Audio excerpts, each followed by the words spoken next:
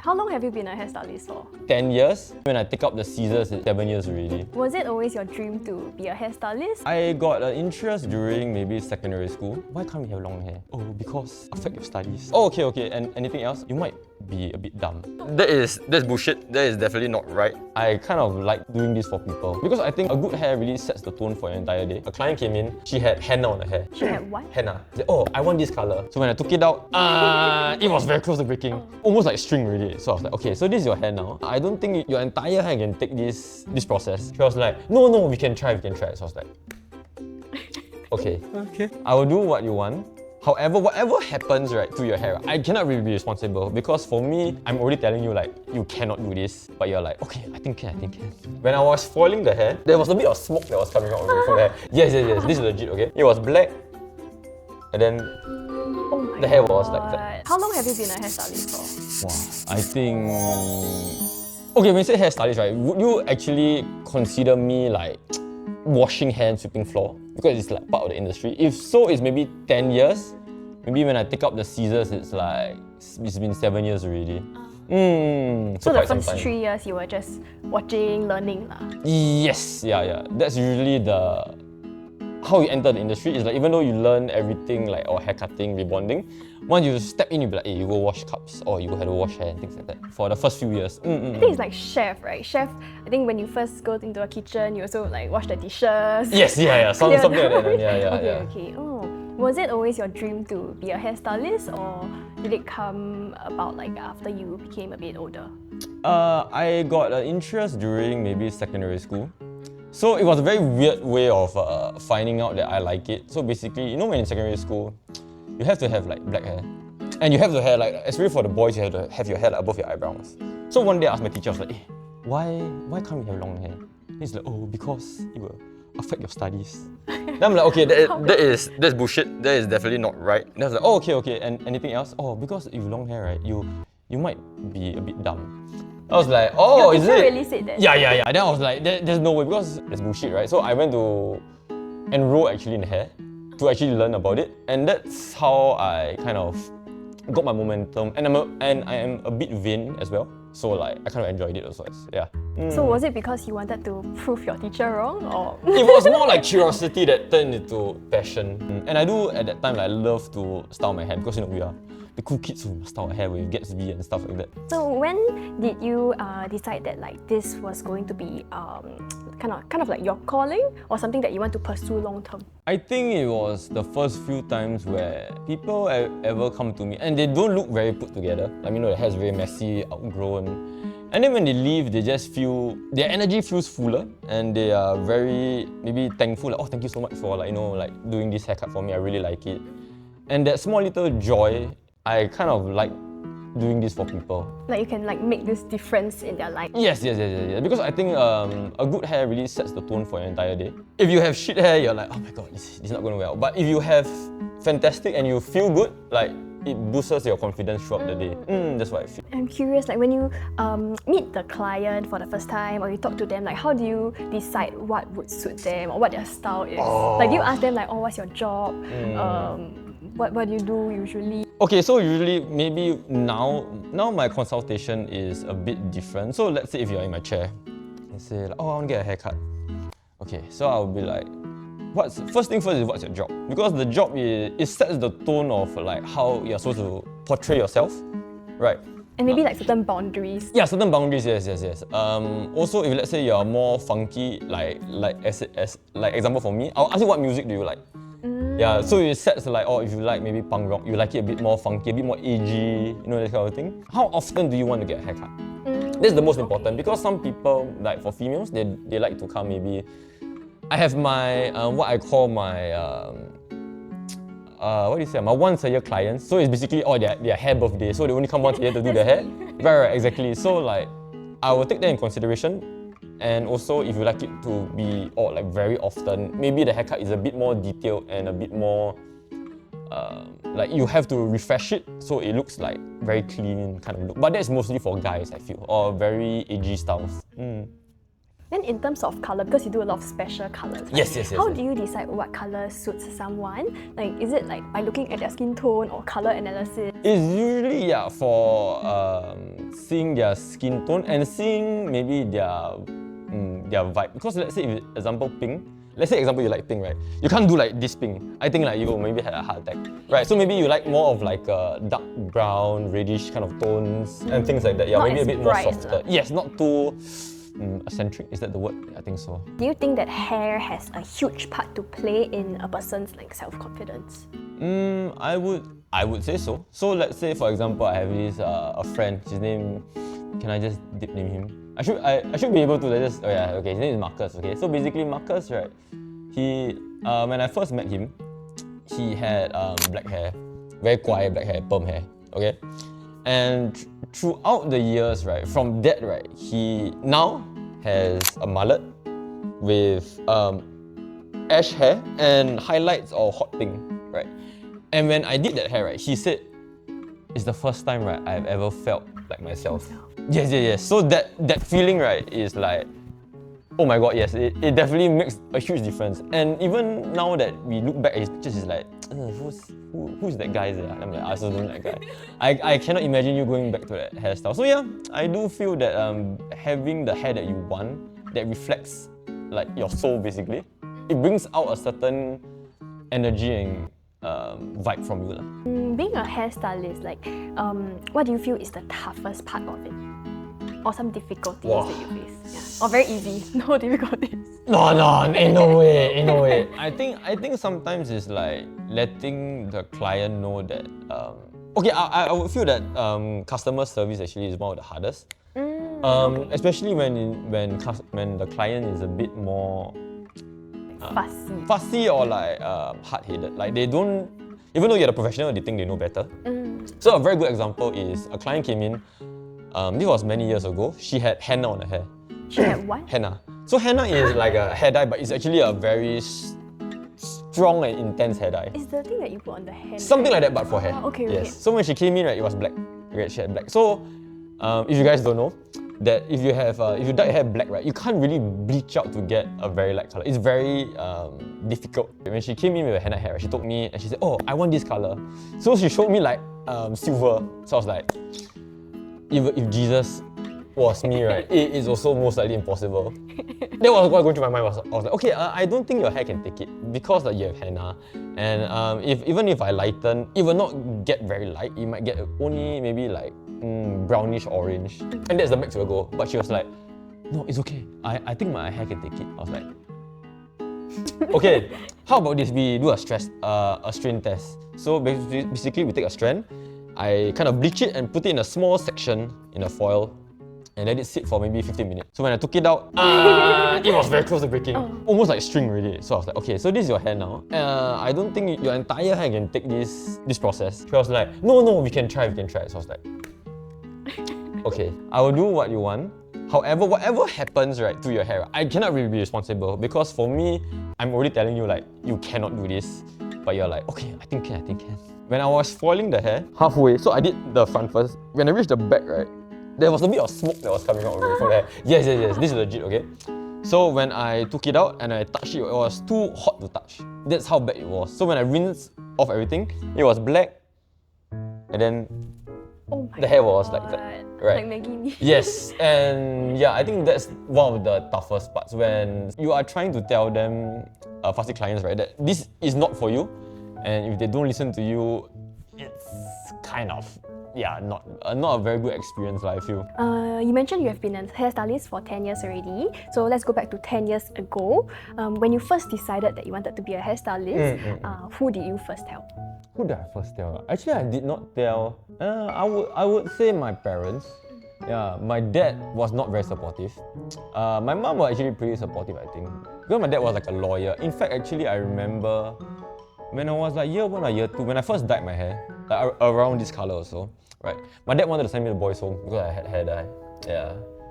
Was he very angry? Yeah, he was fuming. I mean, like, you wouldn't be proud of your son if you wanted to send him to boys' home lah. So yeah. But I guess it's the old time mentality kind of mindset, right? That yeah, you have to maybe not be a hairdresser to like be fulfilled in life or things like that. Yeah.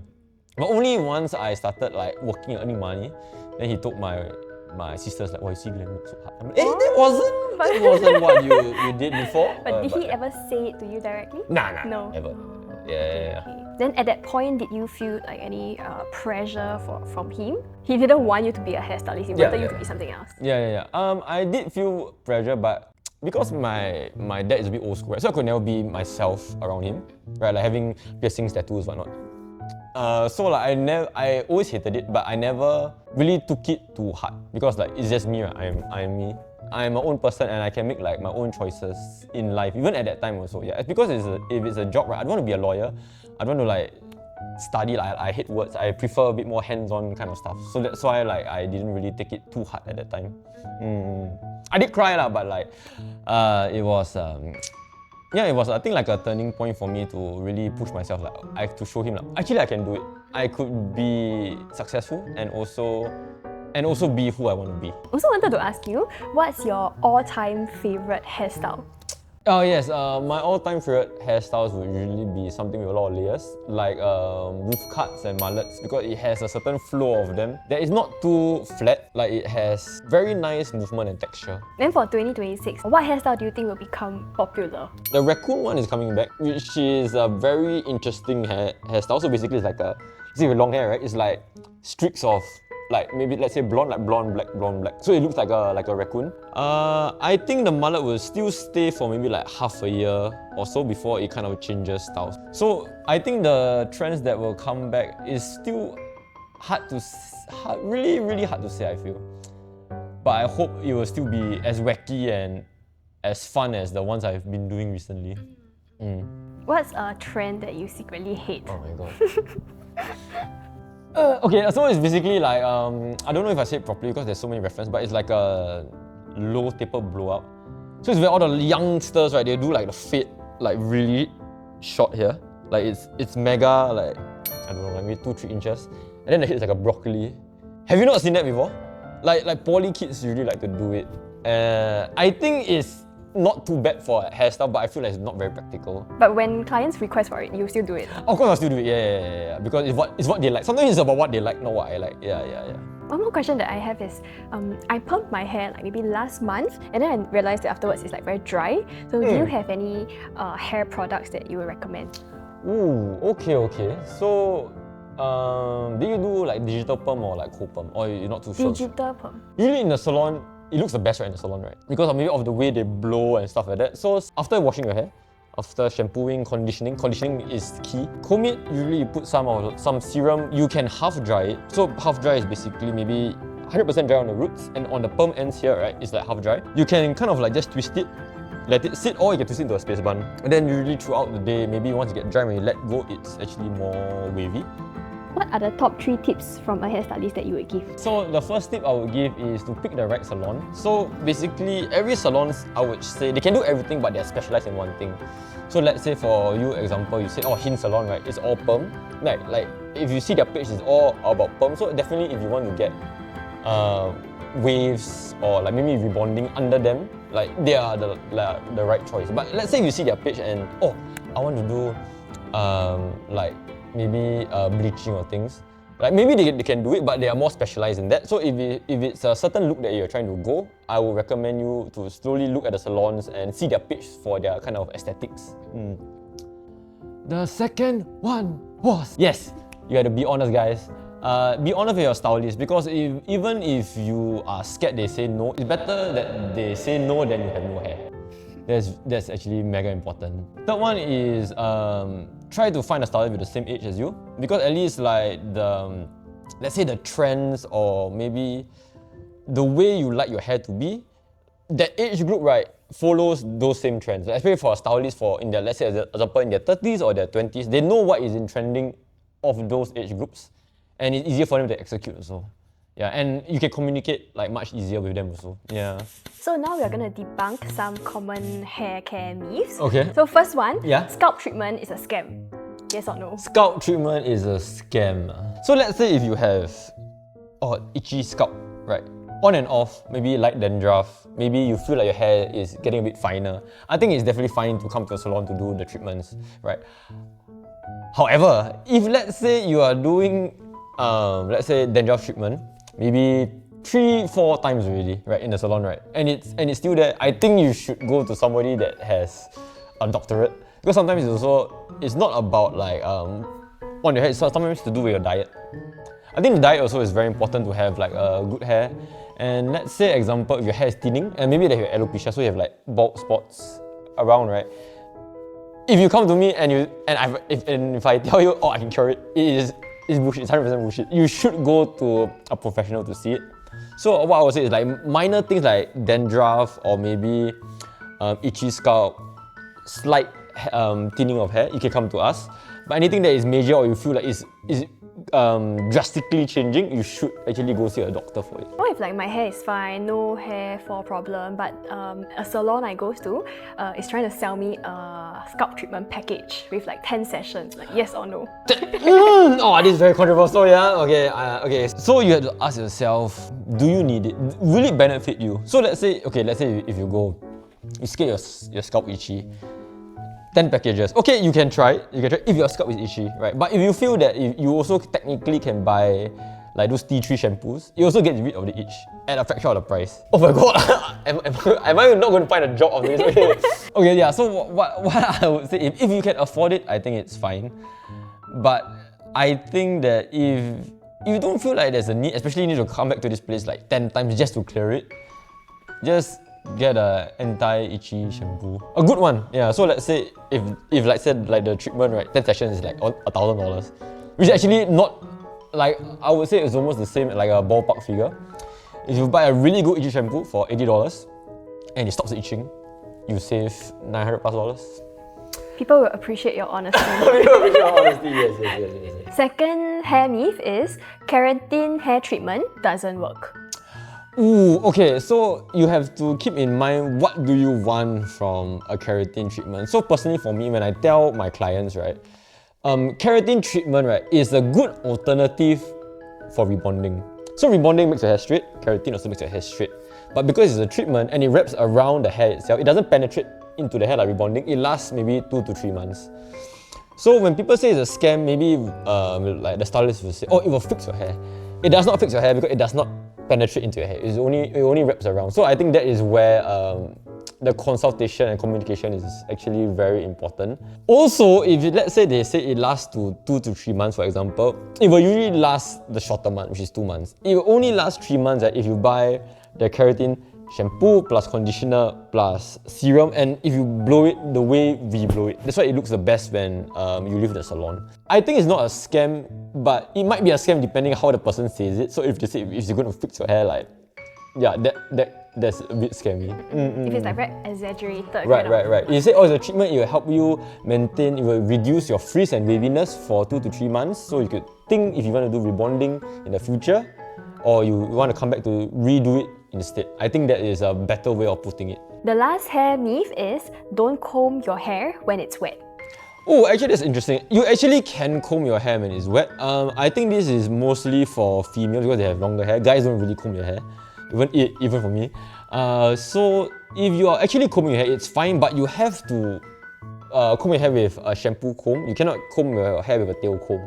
So the tail combs are actually like very small little ridges. The shampoo comb, the ridges are maybe around this thick, like in between every bristle, I would say. So when you comb through, right, it does not pull the hair. When it's very thin and it's wet, when you pull the hair, you might actually like strain the hair too much because it's wet. So it's okay if you have a shampoo comb. Okay. But if you use like one with smaller... Like... No, you will have...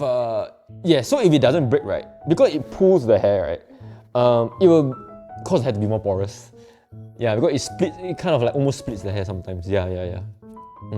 So answer is yes, you can, but do it with a shampoo comb. Yes.